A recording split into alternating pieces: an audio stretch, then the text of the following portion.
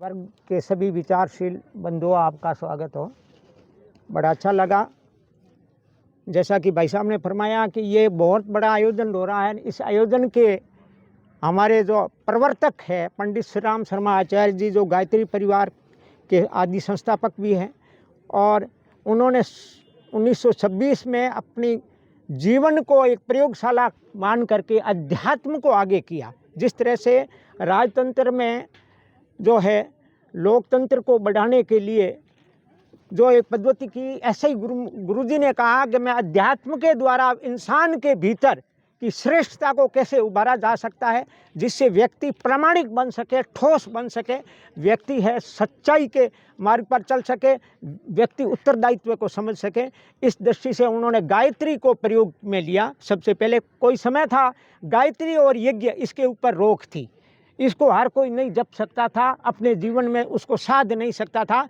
आचार्य जी ने उसी तरह से, जैसे इंदिरा जी ने बैंकों का नेशनलाइजेशन किया था, ठीक उसी तरह आचार्य जी ने गायत्री को यूनिवर्सलाइजेशन कर दिया, उसका सार्वजनीन किया कि गायत्री को कोई भी जाति धर्म इसमें कोई बंधन नहीं होगा। हर व्यक्ति जिसके अंदर भावना है, आस्था है, श्रेष्ठता है, आगे बढ़ने की जिनके अंदर तमन्ना है, उन्होंने कहा है गायत्री को मैं हमेशा के लिए आप सब के लिए एप्लीकेबल कर रहा हूँ। उन्होंने अपने जीवन में पहले गायत्री को साधा। 1926 में उन्होंने अखंड दीपक की जो है स्थापना के साथ में गायत्री साधना की, और 1958 में 1008 कुंडी गायत्री महायज्ञ का बड़ा आयोजन किया था। और उस समय उन्होंने सबसे पहले गायत्री को और यज्ञ को सार्वजनीन करने के लिए धर्मतंत्र से लोक शिक्षण, लोक मानस का श्रेष्ठ तत्वों के द्वारा कैसे निर्माण हो सकता है, लोक आम जन का चिंतन कैसे ऊंचा उठ सकता है, इसलिए उन्होंने गायत्री परिवार का है जो उन्होंने रचना की थी। और उस गायत्री, अन्य संगठन हो सकते हैं परंतु इस संगठन की एक विशेषता है, इनके अंदर आत्मीयता रहती है। जैसे परिवार के सभी लोगों के अंदर आत्मीयता रहती है, एक साथ में मिल करके जो परिवार को ऊंचा उठाते हैं, ऐसे ही उन्होंने इससे जो संगठन की स्थापना की गायत्री परिवार के नाम से। और उन्होंने गायत्री और यज्ञ, इन दो आधारों को सामने रख करके और लोकमानस के उत्थान के लिए कई रचनात्मक काम शुरू किए, जिसके अंदर उन्होंने 100 सूत्र जो है उन्होंने मनुष्य जीवन के सामने रखे कि इन सूत्रों के द्वारा अगर हम आगे बढ़ेंगे तो हमारा जीवन है प्रगतिशील रहेगा, समुन्नत बनेगा, और चारों तरफ का माहौल है वो प्रेम, आत्मीयता और समरसता का बना रहेगा। इसलिए उन्होंने युग निर्माण, सतसूत्री युग निर्माण योजना का 1962 में श्री गणेश किया था। उसी के क्रम में आज जब हम गायत्री और यज्ञ से जुड़ने लगे तो ये दूरस्थ बाड़मेर जिला, मरुस्थलीय जिला है, इसमें भी गायत्री और यज्ञ के लिए लोगों के प्रति है, लोगों के मन के अंदर है जागृति पैदा हुई। गायत्री को अपनाने के लिए शुरुआत में बाड़मेर में श्री जो है हमारे केसरीमल जी केसरी, सीताराम जी शर्मा साहब और मैसूरी समाज के जो पाकिस्तान से आए हुए थे कई लोग थे जो यहाँ व्यापारी थे, उन्होंने मिल करके इस गायत्री को है यहाँ जो घर घर तक पहुँचाने का अभियान और उनकी नींव रखी। और हाई स्कूल के सामने आप सबको विदित है कि एक गायत्री शक्तिपीठ की स्थापना की, गायत्री मंदिर स्थापना किया। उसी के क्रम में आज हम यहाँ बाड़मेर में भी करीब 8-10 जगह हमारी शक्तिपीठें भी बनी हुई है, करीब 1200 से अधिक हम सदस्य बने हुए हैं।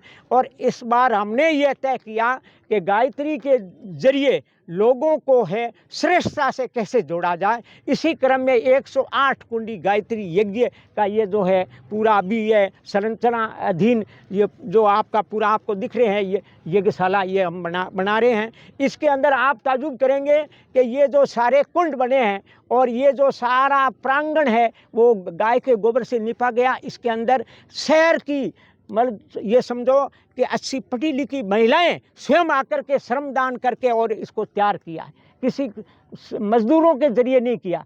ये सारे जो हमारे सामने विराजमान ये विभूतियाँ हैं ये अपने अपने क्षेत्र में काफ़ी जो है सिद्धहस्त है, आगे अग्रणी हैं। इन लोगों ने अपना समय दान दिया, सब ने मिल करके ये किया। इसका हमारा सबका एक बड़ा उद्देश्य है कि आम जन यज्ञ रूपी त्याग की भावना, उत्कर्ष की भावना अपनावे। यज्ञ है वो संगतिकरण में क्या होता है बंधुओं, आपने देखा होगा कि उसके अंदर घी भी होता है, गोबर भी होंगे, उसके अंदर है जो विभिन्न प्रकार की संविधाएं भी होती है, विभिन्न प्रकार के अन्य तत्व है, उन सब की अपनी अपनी क्वालिटी होती है, परंतु संगतिकरण मतलब वो सब एक साथ में मिल सकते हैं।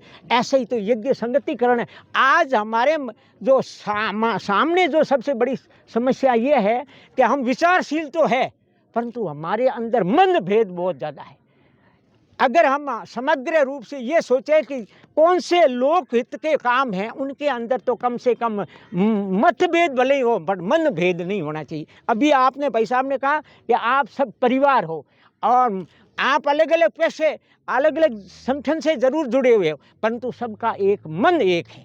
इस तरह से मन एक हो, ताकि मन एक होगा तो सभ्य समाज का निर्माण हो सकता है, संस्कारशील परिवार का निर्माण हो सकता है और प्रामाणिक व्यक्ति का निर्माण हो सकता है। गायत्री परिवार का उद्देश्य भी यही है, व्यक्ति निर्माण, परिवार निर्माण और समाज निर्माण।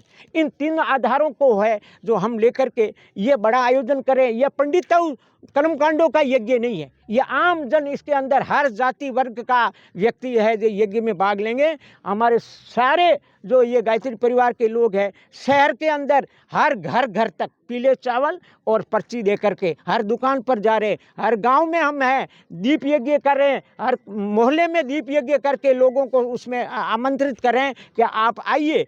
ऐसा सुंदर रचना हम सामूहिक रूप से मिल करके कैसे कर सकते हैं। सामूहिकता की बड़ी शक्ति होती है। कलेक्टिव अगर जहाँ भी एफर्ट्स होते हैं वो बड़े रिजल्ट देने वाले होते हैं। इसलिए कलेक्टिव जो चेतना हमारी है वो जागृत होनी चाहिए। इसलिए ये यज्ञ का ये आयोजन रखा गया। इसमें संस्कारों को भी बहुत महत्व दिया गया। संस्कारों से ही श्रेष्ठ पीढ़ी का जो है निर्माण होता है। आपने देखा होगा कि इस संस्कारों की अवधारणा को राजस्थान सरकार ने भी आंगनवाड़ी केंद्रों के जरिए गर्भवती जो महिलाएं हैं उनके लिए पुंसवन संस्कार और उसके बाद में होने वाली संतति को अच्छा जो पौष्टिक अनाज कैसे मिले उसका अन्नप्राशन संस्कार, ये दो संस्कार जो आचार्य जी ने लागू किए थे उनको सरकार ने भी मंजूर किया। तो श्रेष्ठ इंसान का निर्माण करने के लिए और प्रेम अपनाए तो समरसता कैसे पैदा हो, इन सब भावों को लेकर के ये जो तमाम हम जो यज्ञ का ये आयोजन कर रहे हैं ये बड़ा शालीन तरीके से होगा। आने वाले दिनों में आप पाएंगे कि ये जब ये तैयार होकर के हो जाएगा, यहाँ आपके सामने आप देखोगे वहाँ हम है जो सप्त क्रांति के जो है प्रदर्शनी भी लगाएंगे। यज्ञ क्यों किए जाते हैं, गायत्री उपासना क्यों किए जाते हैं, उसके वैज्ञानिक फलितार्थ क्या होते हैं, ये सारे प्रमाणिक रूप से लोगों के सामने हम रखेंगे। इसलिए इस तरह के आयोजन के लिए हम सब ने आपको आमंत्रित किया है। हम आपसे ये अपेक्षा करेंगे कि इस आयोजन में ज़्यादा से ज़्यादा प्रबुद्ध वर्ग और लोगों की भागीदारी हो ताकि लोग यहाँ से कुछ सीख करके जावें। ये इसलिए हम आप सबको आमंत्रित किया। धन्यवाद। 4 दिन के आयोजन के बारे में। हाँ, अब 4 दिन का आयोजन का आप थोड़ा बताओ। ठीक है भाई साहब, इसमें